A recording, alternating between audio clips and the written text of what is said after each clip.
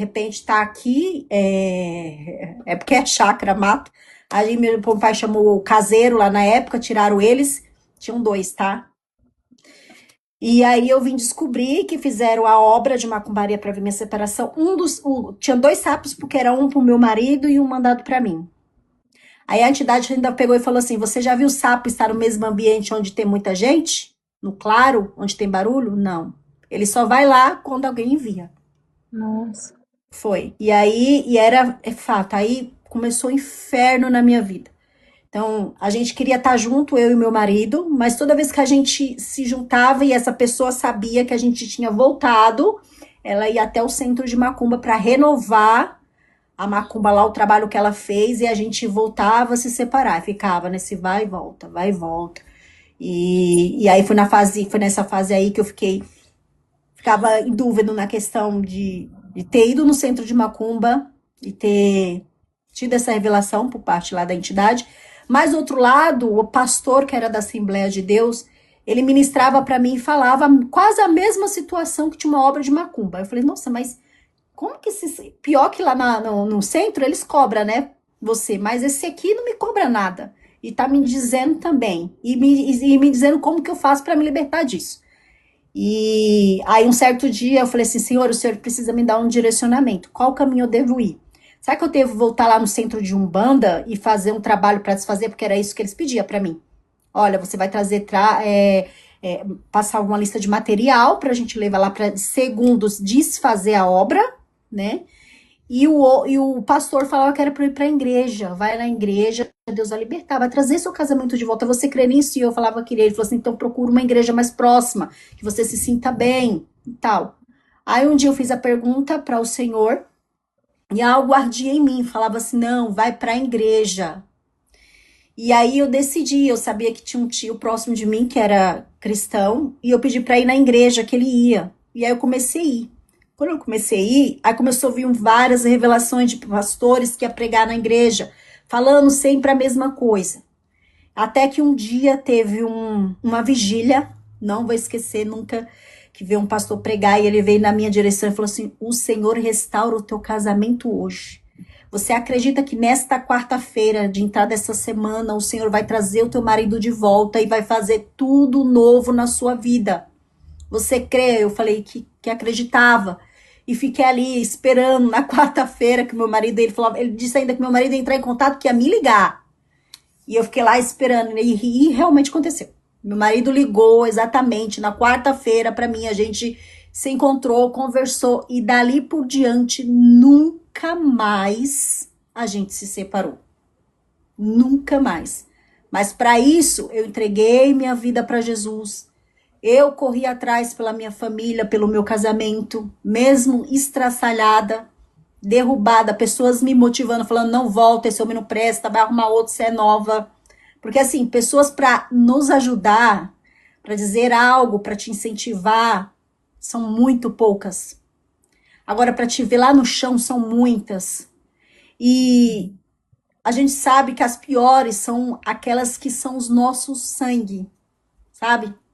Porque era elas mais que me motivava a falar assim: ó, desiste, vai viver sua vida. Você é nova e bonita, arruma outro homem, arruma outro casamento. Mas algo dizia: não, eu vou restituir. Era o embaraço na minha mente. Algo dizia uma coisa boa, outro dizia uma coisa mal. E hoje eu entendo que era uma luta espiritual na minha mente, né? Mas graças a Deus eu me decidi, eu fui para o caminho correto, que é aceitar Jesus.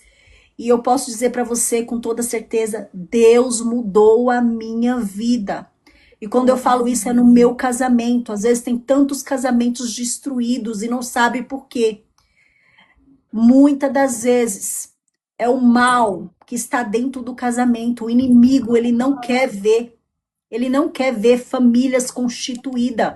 Ele quer destruir. E eu acreditei, fui firme no propósito. E Deus deu vitória. Ao ponto de chegar o momento onde Deus falou assim: eu vou restituir tudo aquilo que o inimigo te roubou. E vou passar uma borracha nos todos, em tudo aquilo que que já aconteceu na tua vida, para que você não viesse, para eu não viesse lembrar e jogar na cara do meu esposo, ou meu esposo jogar na minha cara de coisas que a gente já fez, entendeu? E realmente isso aconteceu. Então, tem como. Sim, às vezes a pessoa que está com o casamento destruído, Deus restituir, porque Deus restitui. Entende? Quando o Glória a casamento Deus. não está muito bom, alguma coisa de errado está aí no meio. É verdade. Bom, você falou de pessoas como de costume, né? Sempre tem as pedras de tropeço, os atrapalhos da vida e as pessoas mal intencionadas, que realmente vêm como embaraço, né? Para colocar dúvidas na nossa mente sobre sentimentos, sobre família, sobre tudo no geral. Tanto que hoje em dia, em pleno século XXI, tem pessoas que martirizam muito o casamento. Acham que é muito melhor continuar amaziado do que passar por um divórcio. É Já isso pense no mesmo. casamento como um ato de divórcio, não como um ato de união. Para que eu me casar? Né? Eu Sim, tenho na minha família pessoas que se casaram depois de anos juntos, tanto da minha família quanto do meu esposo, né? sim, Que decidiram de fato se casar porque tiveram que ouvir muito da parte de Deus, porque senão nunca iriam passar pelo matrimônio, sim, nunca iriam passar pela parte conjugal. sim. Mas falando, né, de influenciar, falar de coisas boas, não de coisas, né, de pessoas que foram mal intencionadas, mas de influência. Teve alguma pessoa que te influenciou muito na sua vida em coisas boas e por quê? Sim, quem me influenciou bastante foi esse meu primo, o Núbio, né?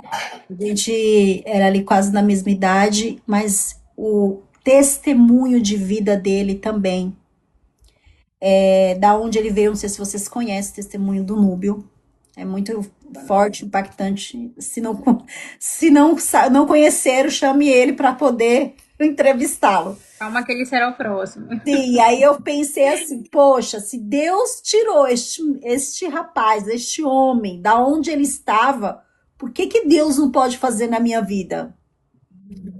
Então Deus pode sim mudar a minha vida, mudar o meu casamento, me mudar quem sou eu, porque eu era uma pessoa que gostava muito de balada, eu era uma pessoa que fumava, eu era uma pessoa que bebia, né?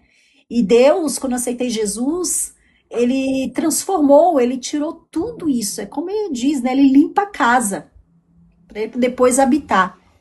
Então, ele foi uma pessoa que eu digo para vocês que impactaram na minha vida, né, na questão de tomar essa decisão, e ele sempre me motivou, né?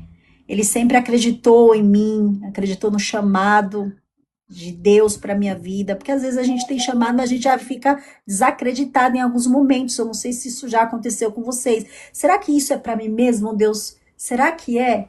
Quantas vezes eu fiz essa pergunta para o Senhor, né?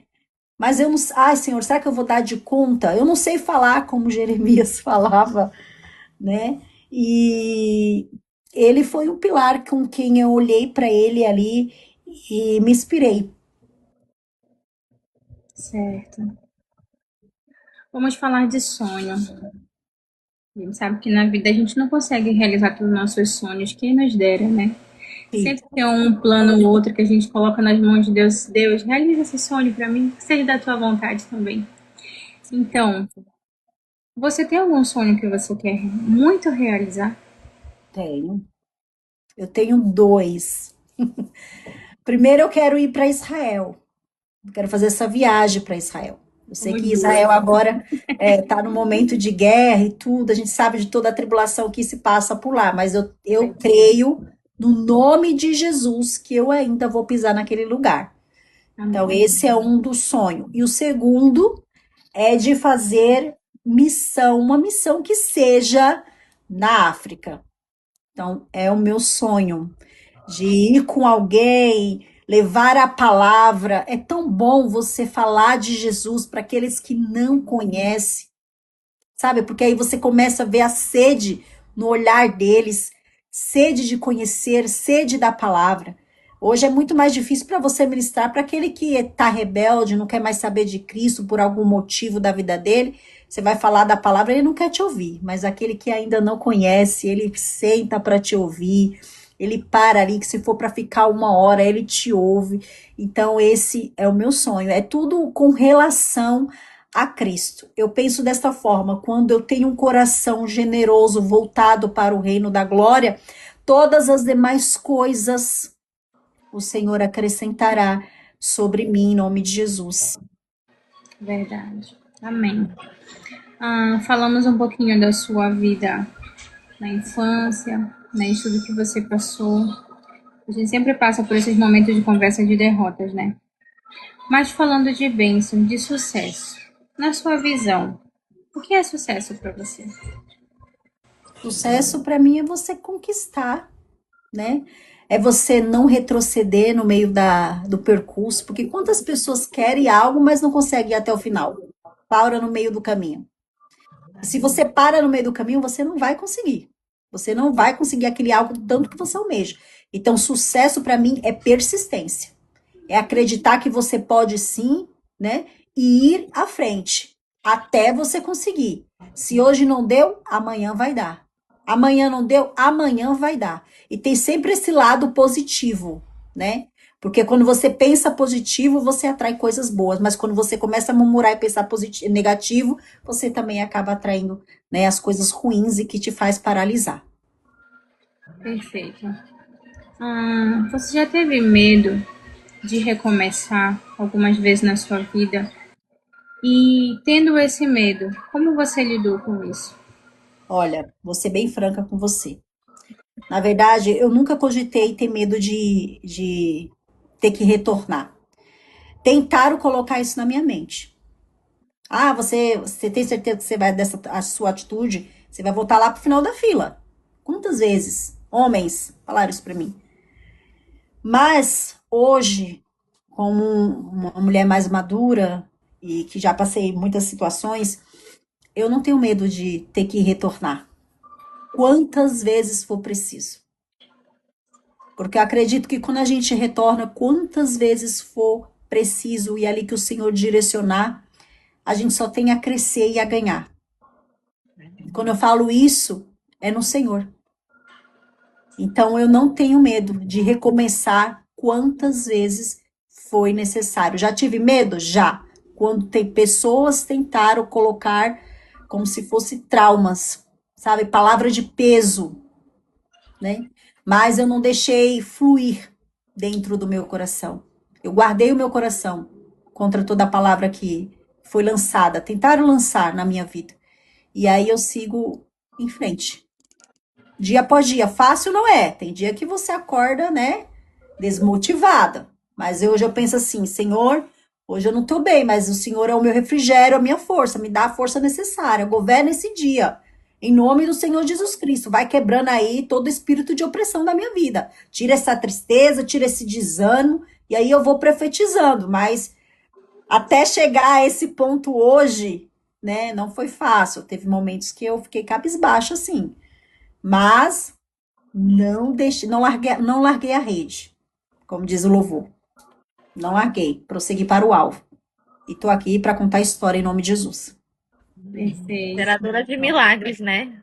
É verdade. É, Deus é maravilhoso, sabe o que ele faz na nossa vida, né? É só a gente acreditar. Verdade. É verdade, glória a Deus.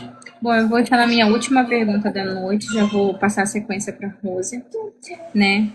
Mas assim, falando de conquista, de coisas assim que você conquistou na sua trajetória de vida, teve alguma assim que você mais se orgulhou em ter conquistado? Sim. O lugar onde eu moro hoje. Eu morei, quando eu casei, eu fui morar de aluguel. Então a gente morou por algum tempo de aluguel. Aí com as idas e vindas e separações, eu saí do aluguel e aí a gente foi e conseguimos comprar uma casinha dentro de uma comunidade muito pobre, né? Desculpa falar, né? É a favela, né? Hoje a gente fala a comunidade. Mas eu morei lá dentro. A casa dentro era uma graça. Mas quando você saía do portão para fora era um monte de beco. Era uma coisa horrível. Mas eu morei lá. E não tinha, e só tinha uma sala, era 3 cômodos, com banheiro. Era sala, cozinha e tinha um quarto só que a gente dividia ali, por um caso, o berço da neném, porque a gente já tinha minha filha mais velha.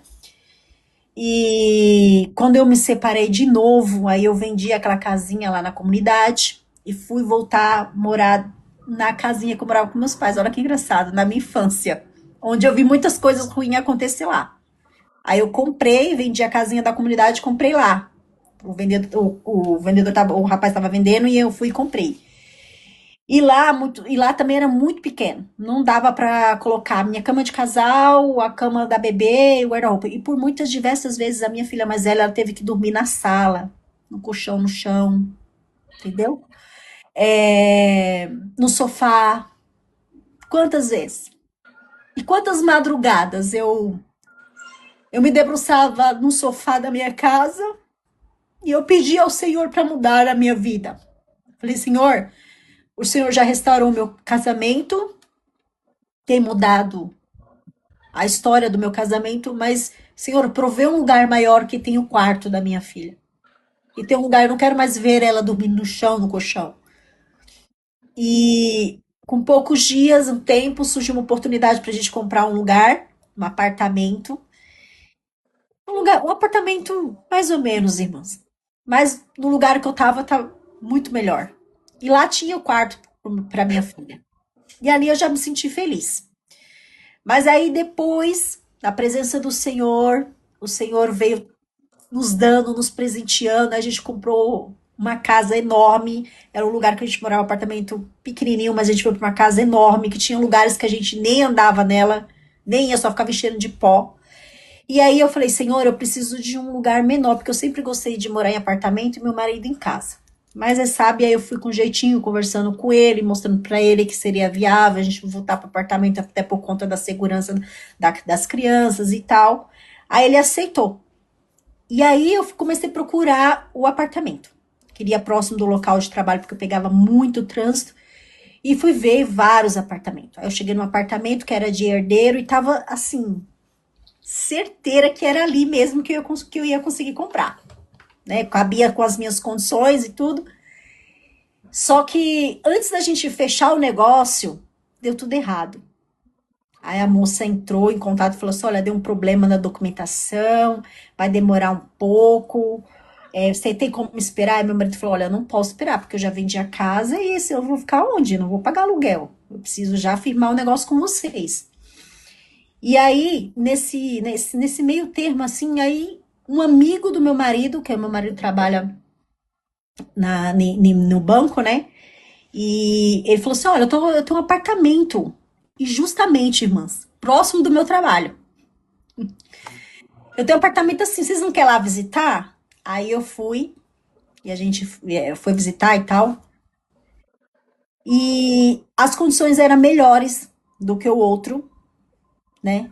E hoje a gente tá aqui para glória do Senhor. O apartamento que eu tinha visto lá era um apartamento pequenininho. O apartamento que eu tô aqui é um apartamento maior. O quarto aqui, ele tem suíte. Ele tem closet, eu não tinha pedido. Entende?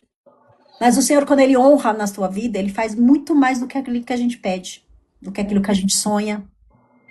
O apartamento aqui é gigante, eu moro num duplex, onde ele me deu, e eu me orgulho, porque sabe o que acontece? Às vezes a gente sonha tão pequenininho, quando o Senhor tem algo muito grande. E confesso que o Senhor, ele me deixou estarrecida com a benção que ele deu para minha família. Então tinha muito mais do que aquilo que eu já havia pedido a ele. E achava que era naquele lugarzinho pequenininho. E eu creio que foi ele que fez com que aqueles papéis não viessem dar certo, para que a gente pudesse adquirir o que a gente está hoje. Então é uma grande conquista, porque é num lugar bom, próximo do local do meu trabalho, como eu queria. E inclusive esse apartamento ele veio todo quase mobiliado de móveis, quando eu digo guarda-roupa,